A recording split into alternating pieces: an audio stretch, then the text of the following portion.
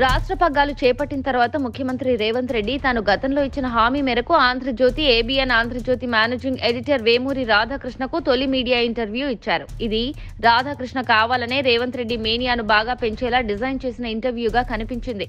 ఎందుకంటే ప్రత్యర్థులను ఉక్కిరిబిక్కిరి చేసే ప్రశ్నలను సంధించడంలో రాధాకృష్ణ సిద్ధహస్తుడు. సాధారణంగా ఇలాంటి ఇంటర్వ్యూలలో రాధాకృష్ణ చాలా క్యాజువల్ గా ప్రశ్నలు అడగడంతో పాటు తెలివిగా సమాధానాలు రాబట్టే నేర్పు కలవాడు. గతంలో రేవంత్ రెడ్డితో సాన్నిహిత్యం ఉన్నందున రాధాకృష్ణ ఎటువంటి అడ్డంకులు లేకుండా ప్రశ్నలు వేశాడు. ముఖ్యమంత్రి రేవంత్ కూడా వాటికి తేలికగా సమాధానం ఇచ్చాడు. ఇది ఏ సాధారణ వీక్షకుడైనా గమనించగలడు. అయితే రేవంత్ రెడ్డితో తాజాగా నిర్వహించిన ఆర్కే ఇంటర్వ్యూను నిశితంగా పరిశీలిస్తే ఇది స్టేజ్ మేనేజ్మెంట్ షోనా అని ఆశ్చర్యపోక మానదు. ఈ ఇంటర్వ్యూ మొత్తం ముఖ్యమంత్రి ఇమేజ్ ను ఎలివేట్ చేయడం, కాంగ్రెస్ పార్టీలో ఆయన తిరుగులేని నాయకుడిగా నిలబెట్టడమే లక్ష్యంగా కనిపించింది.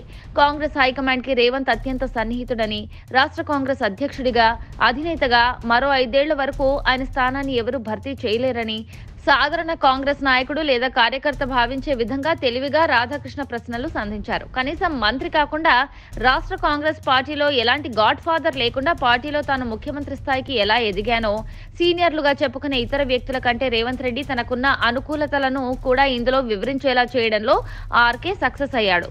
ఇక తెలంగాణలో మహారాష్ట్ర తరహాలో బీజేపీ ఏకంగా కాంగ్రెస్ ఎమ్మెల్యేలను చీల్చి బీఆర్ఎస్ మద్దతుతో ప్రభుత్వాన్ని ఏర్పాటు చేసే రేవంత్ రెడ్డి పరిస్థితిని ఎలా ఎదుర్కొంటారని రాధాకృష్ణ ఉద్దేశపూర్వకంగా ప్రశ్నించారు.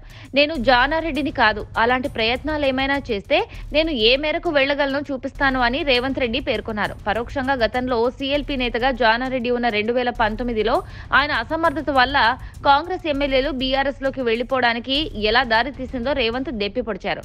మొత్తం మీద రాధాకృష్ణ తన ఛానల్ ఏబిఎన్ ఆంధ్రజ్యోతికి రేవంత్ ను ఇంటర్వ్యూ చేయడం ద్వారా భారీ ఫ్యూచర్షిప్ ను అందించారని చాలా స్పష్టంగా తెలుస్తోంది. అయితే రేవంత్ రెడ్డి తన స్థానాన్ని కాంగ్రెస్ పార్టీలో ఎవరూ ముఖ్యమంత్రిగా మార్చలేరని తేల్చి చెప్పారు.